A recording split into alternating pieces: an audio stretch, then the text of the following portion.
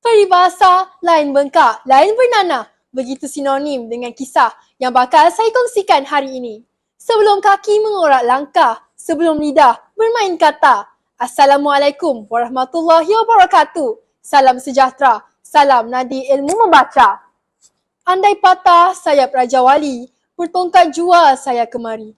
Bukan mahu mencari calon suami, tapi hanya untuk kita bersama mendekati dan memahami mauduk bicara pada hari ini. Sebelum itu, tak kenal maka tak cinta. Nama saya Nur Laila binti Azali, pelajar tingkatan 5 Ibnu Haldun dari SMK Pasir Gudang 3. Membaca merupakan hobi saya sejak berada di sekolah rendah. Saya telah membaca pelbagai jenis buku dan novel berkaitan masalah remaja. Buku-buku ini sering menarik perhatian saya kerana isu yang diketengahkan terasa dekat dalam jiwa saya. Baru-baru ini, saya telah membaca sebuah novel yang berjaya menjentik sanubari saya kerana kisahnya yang agak sedih dan meruntun jiwa saya.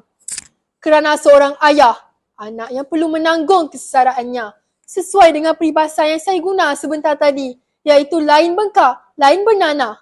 Kerana ketidakadilan, jeriji besi menjadi balasan. Sungguh kejam dunia terhadapnya. Namun, kepahitan harus ditelan jua. Hidup mesti diteruskan. Merupakan karya Syahsha Ali dan Rashidah Nur Ain yang diterbitkan oleh Blank Book pada tahun 2017.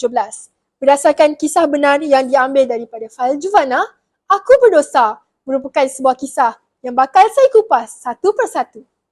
Buku ini menggunakan penulisan yang mudah difahami di samping kisahnya yang syarat dengan pengajaran yang boleh diambil sebagai iktibar.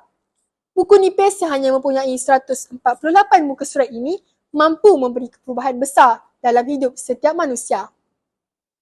Ibu, ibu, engkaulah ratu hatiku. Bila ku berduka, engkau hiburkan selalu. Ibu merupakan insan yang terdekat dalam jiwa anak-anak. Ibu akan memberikan bahunya untuk kita bersandar, membelai kita sejak kecil, mengusap air mata, melayan kerana dan memberi sepenuh kasih sayang kepada kita. Tidak pula pada Kodri. Ibunya hanya memberi layanan baik terhadap adik tirinya, namun langsung tidak memberikan layanan baik kepadanya. Akibat rupa parasnya yang sama seperti bapa kandungnya yang tidak bertanggungjawab. Akibat daripada sikap ketidakadilan ibunya itu, Kodri membawa diri untuk lari daripada rumah. Masakan tidak, hati anak mana yang tidak hancur kerana sikap pilih kasih ibunya itu. Tambahan lagi, Kodri selalu menjadi tempat ibunya melepas amarah. Pada pendapat saya, perbuatan ibu Kodri tidak wajar dicontohi. Sebagai seorang anak, saya juga faham jiwa Kodri yang meronta, dahaga akan kasih sayang ibu bapanya. Sebaliknya, berikanlah layanan yang sama rata antara anak-anak dan hargailah mereka supaya mereka tidak rasa tersisih, seterusnya dapat mengekalkan kemanisan dan memupuk persefahaman antara ahli keluarga. Peristiwa seterusnya ialah di mana klimaksnya bermula ketika dia terpaksa menolong seorang lelaki bernama Daniel, iaitu rakan yang menolong Kodri mencari kerja serta menumpangkan bilik sewa kepada Kodri setelah Kodri berpindah keluar dari rumahnya. Suatu malam, Daniel mengejut Kodri untuk membantunya memegang sebuah beg yang berat. Perasaan ingin tahu mengosahi Kodri apabila terdapat juntayan rambut keluar dari beg tersebut. Tanpa ragu-ragu, dia menyeluk tangan ke dalam beg itu dan mendapati ada cecair melekit di tangannya dan menyedari bahawa itu ialah lumuran darah. Akhirnya, dia menyedari bahawa ada mayat teman wanita Daniel di dalam beg itu. Dia tiada pilihan lain selain meneruskan perjalanan bersama Daniel untuk membuang mayat tersebut. Rupa-rupanya, wanitanya tersebut dibunuh kerana meminta wang daripada Daniel untuk memberi dadah ketika mereka berdua sedang hayal di buai najis itu. Kodri berasa buntu dan sebersalah.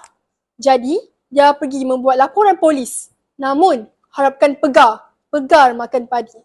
Kodri pula yang ditahan atas kesalahan merogol dan membunuh. Kini, hidup Kodri persis dengan pepatah, sudah jatuh ditimpa tangga. Peristiwa yang berlaku dalam hidupnya itu mengubah mentaliti saya untuk tidak mempercayai seseorang sebelum menyidik latar belakangnya. Kita juga tidak dapat menjangka apa yang ada dalam hati seseorang. Maka, kita seharusnya berhati-hati dalam meletakkan kepercayaan kepada seseorang. Sebenarnya, kisah sedih hidup Qadri tidak berakhir di situ sahaja.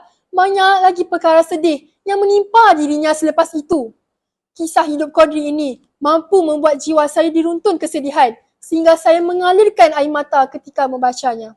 Namun, Qadri tidak berputus asa meneruskan hidupnya dan mencuba seraya upaya untuk membaiki dirinya.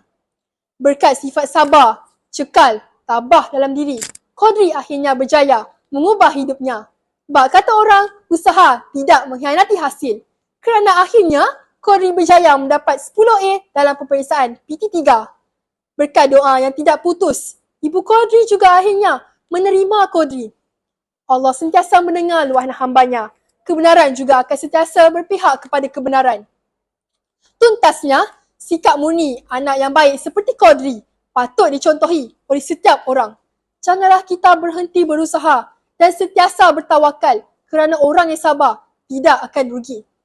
Para pelajar juga boleh mencontohi sifat Qadri yang tidak mudah putus asa dalam mencapai kejayaan serta matlamatnya. Akhir kata dari saya, sekian, terima kasih.